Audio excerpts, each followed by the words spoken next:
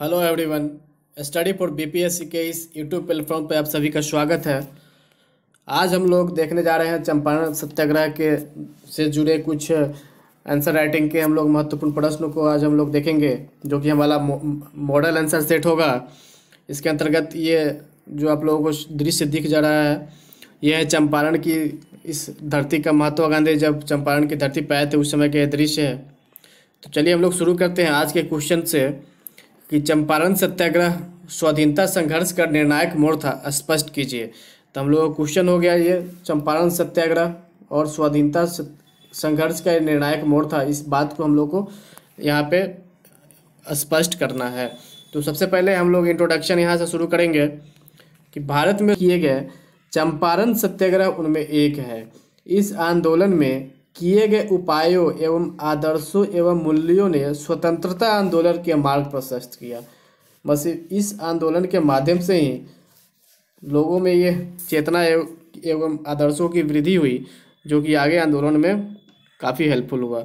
इसके बाद हम लोग इसके मेन पार्ट में हम लोग चलेंगे कि चंपारण सत्याग्रह भारतीय स्वतंत्रता आंदोलन में महात्मा गांधी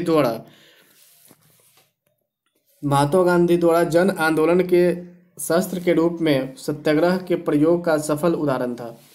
यह आंदोलन वस्तुतः सरकार की आर्थिक एवं शोषणकारी नीतियों का परिणाम था। तो ये हम लोग चंपारण के बारे में लिख देंगे 2-3 लाइन। उसके बाद एक बिहार का यहाँ पे मैप ड्रॉ किया गया है, देखिए आप लोग, जिसमें ये उत्तर बिहार और दक्षिण बिहार को दर्शा दिया गया है, और ये चंपारण का रीजन जिसमें जो 3 कठिया प्रथा थी यहाँ पे चल रहा था। तो यहाँ पे हम लोग दिखाते हुए इसको आगे बढ़ेंगे कि उत्तर बिहार के तिरहुत प्रमंडल के अंतर्गत चंपारण जिले में ब्रिटिश नीलहे द्वारा रैयतों से अनुचित कीमतों पर क्या था कि ब्रिटिश नीलहे द्वारा रैयतों से अनुचित कीमतों पर नील की खेती करवाई जा रही थी। ठीक है। नीलहे मुख्यतः 2 प्रकार के होते हैं, एक जिसको जीरात कहा जाता है, दूसरा है आसामी वाड़। ठीक है। इसके बाद हम लोग देखते हैं यहाँ की जीरात के अंतर्गत वे अपनी प्रत्यक्ष देख रेख में अपने हल बैल की सहायता से रैयत किसानों द्वारा नील की खेती करवाते थे। अत्यंत कम मजदूरी पर नियुक्त इन रैयतों की दशा दयनीय बनी रहती थी, जिससे असंतोष का बना रहना स्वाभाविक था। असामीवाड़ के अंतर्गत नीलहे रैयतों के द्वारा इन्हीं के खेतों में नील की खेती करवाते थे। ठीक है। इस व्यवस्था के अंतर्गत नील की खेती के 3 तरीके थे। एक तो पहला था 3 कठिया, दूसरा था कुर्तौली और तीसरा था खुरकी। तो यहाँ पे जो 3 कठिया प्रथा था यही चंपारण में मुख्य रूप से फेमस था, जिसको हम लोग आगे देखेंगे। तो यहाँ पे है कि चंपारण में 3 कठिया प्रणाली प्रचलित थी। कहाँ पे? चंपारण में। इसके अंतर्गत रैयतों को अपने 1 बीघा खेत में 1 बीघा खेत के 3 कट्ठे में नील उपजाना पड़ता था, यानी कि 3/20 भाग में। ठीक है। 20 कट्ठा मतलब 1 बीघा, 1 बीघा में 3 कट्ठा में नील की खेती करना अनिवार्य था। ठीक है। इसके लिए नील की खेती के कारण किसानों को उचित लाभ नहीं मिल पा रहा था। इस कारण इसकी स्थिति अत्यंत दयनीय हो गई थी। इस स्थिति में राजकुमार शुक्ल, यहाँ पे रामचंद्र शुक्ल नहीं होगा, राजकुमार शुक्ल जैसे नेताओं के प्रयास से महात्मा गांधी ने इस 3 कठिया प्रणाली को दूर करने में सफलता पाई तथा नीले किसानों को उसकी 25% की राशि भी वापस कराई गई। ठीक है। यहाँ तक एक दे देंगे हम लोग। उसके बाद आगे बढ़ेंगे कि चंपारण जो क्वेश्चन का मुख्य पार्ट था कि ये कैसे महत्वपूर्ण योगदान है स्वतंत्रता आंदोलन में, स्वाधीनता आंदोलन में, उसको हम लोग अब डिस्कशन यहाँ पे करेंगे कि चंपारण सत्याग्रह ने भारतीय स्वतंत्रता संघर्ष के क्षेत्र में अनेक महत्वपूर्ण योगदान किए हैं, जिसे निम्नलिखित रूप में समझा जा सकता है। तो सबसे यहाँ पे 1 नंबर देंगे या स्टार लिख के लिखेंगे कि महात्मा गांधी ने इस आंदोलन में भारत में पहली बार अपने आदर्शों जैसे कि सत्याग्रह, अहिंसा, सविनय अवज्ञा आदि से भारतीय राजनीतिक व्यवस्था में उपयोग किया। आदि को क्या किया? अपने जो महात्मा गांधी के जो हथियार थे, सत्याग्रह था, अहिंसा था, सविनय निवेदन था, इस सबको क्या किया? भारतीय राजनीतिक व्यवस्था में उपयोग किया। उसके बाद हम लोग देखेंगे इसमें कि इसमें उन्हें सफलता भी प्राप्त हुई। किसको? गांधी जी को इसमें सफलता भी प्राप्त हुई।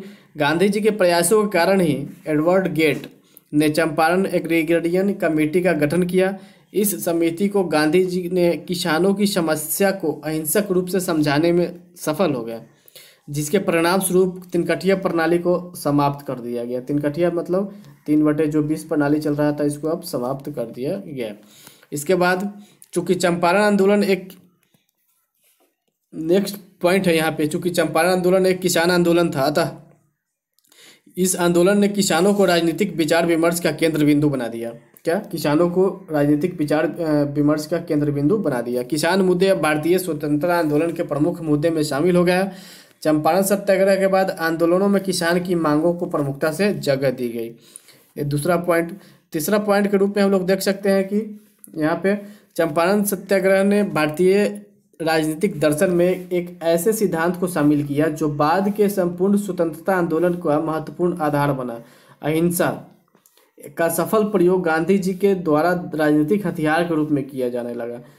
मतलब इस आंदोलन में गांधी जी के द्वारा जो अहिंसा का प्रयोग किया गया था, ये इनका हथियार, एक महत्वपूर्ण हथियार बन गया।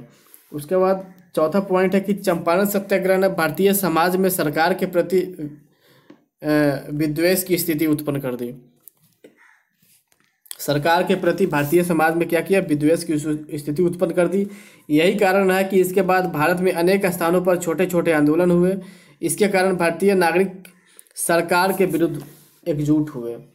नागरिकों के बीच क्या हुआ? एकजुटता स्टार्ट हुआ चंपारण आंदोलन के कारण ही। उसके बाद नेक्स्ट पॉइंट है कि चंपारण सत्याग्रह में समाज के सभी वर्गों ने बढ़ चढ़कर हिस्सा लिया। इस आंदोलन की सफलता में भारतीयों के अंतर्गत जोश का संचार हुआ। सबसे मेन पॉइंट यही है कि जोश बढ़ा इसमें लोगों को। ठीक है, यहाँ तक हम लोग क्वेश्चन के डिमांड के अनुसार यहाँ तक हम लोग दे दिए कि क्यों महत्वपूर्ण था, 4-5 पॉइंट में समझा दिए।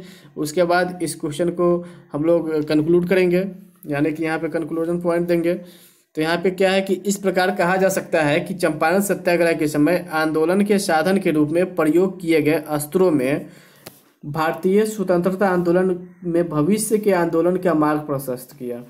मतलब भविष्य में इसके बाद जितने भी आंदोलन हुए उस समय सभी में सत्याग्रह का प्रयोग किया गया। इसमें एक तरफ जहां अपनी मांगों को मनवाने के लिए ब्रिटिश सरकार को झुकाया, वहीं दूसरी तरफ भारतीयों में सकारात्मक ऊर्जा का संचार किया। कौन? ये चंपारण सत्याग्रह का बात हो रहा है। स्पष्ट है कि चंपारण सत्याग्रह भारतीय स्वतंत्रता संघर्ष का निर्णायक मोड़ साबित हुआ। तो इस प्रकार हम लोग करके इसको कंक्लूड करेंगे और यहाँ से हम लोग अब नेक्स्ट वीडियो में हम लोग आगे अब दूसरे क्वेश्चन पर डिस्कशन करेंगे। तो अभी तक आप अपने वीडियो को लाइक नहीं किया तो लाइक ज़रूर करें और अपने दोस्तों के साथ शेयर करें, और नए हैं तो चैनल को सब्सक्राइब करें। और फिर मिलते हैं हम लोग नेक्स्ट वीडियो में, तब तक के लिए जय हिंद।